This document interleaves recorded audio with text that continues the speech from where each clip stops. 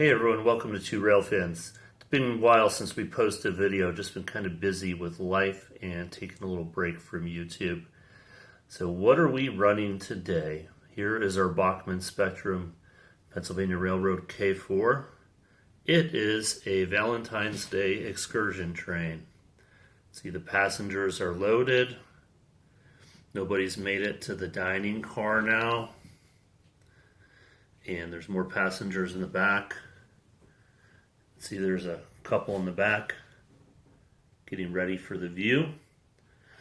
And, of course, this is on the siding. It hasn't departed yet. See, the car's parked in the back. And Flying Scotsman's still on display, getting ready to go back to the UK. And there's a locomotive still on the main line. So we are going to give it a quick run today. So why did we give this kind of silly story, Valentine's Day? Well, the Museum of the American Railroad near us does a Valentine's Day dinner in one of the passenger cars. And again, people who say, you can't run this on your layout, can't run that. Anything works as an excursion train. So even Flying Scotsman, guest visitor in the U.S. at times. So we're going to give this a short run today. Thank you guys for watching, and sorry for the break between videos. Glad to be back.